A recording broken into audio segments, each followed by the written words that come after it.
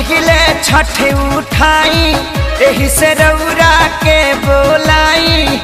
अपना ला नया साड़ी पियरी रउरा ला की नाई सब गीतिया गावत चली भर डगार में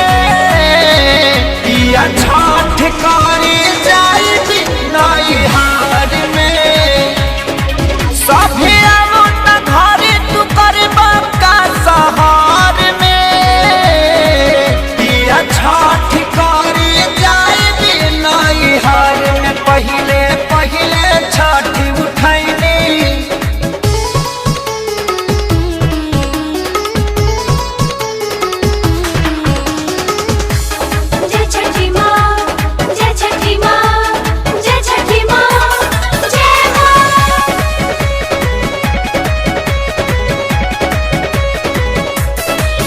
कल्हे आवतावे भाई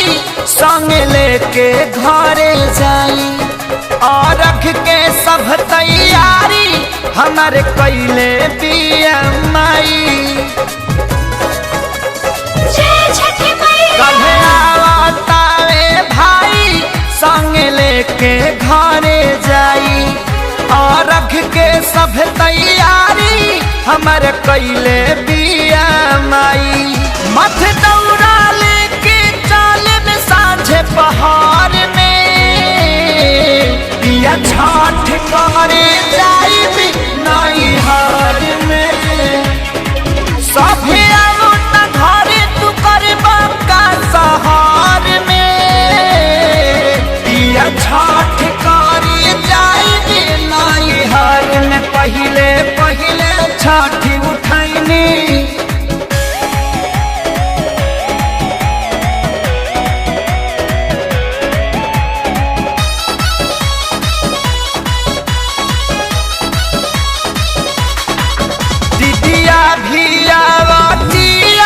रउरी सढ़ुओ आवतारे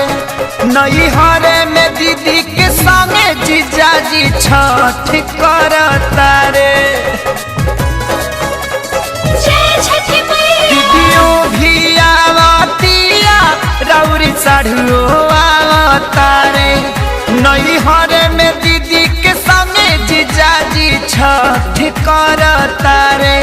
तने मुखिया पतननी कोसी भारत घर में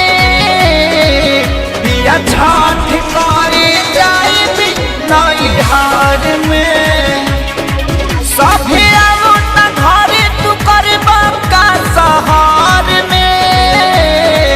पिया छठ करे जाई भी नई हार में पहिले पहिले छठ उठैनी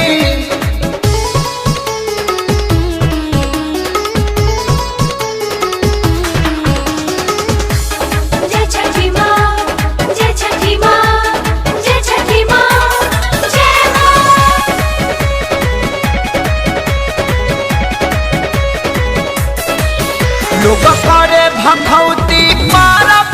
हमहु भखले बानी करब सोनू शंकर पवन खेसारी अपू के दुख छठी मैया हरब लोग करे भखौती पारब हमहु भखले बानी करब सोनू शंकर पवन खेसारी अपू के दुख छठी मैया हारा मटर कहे नबाई चालू मामा हार में पिया छठ करी जाई भी नई हार में सभे आवो न घरे तू करबा का सहार में पिया छठ करी जाई भी नई हार में पहिले पहिले छठ उठैनी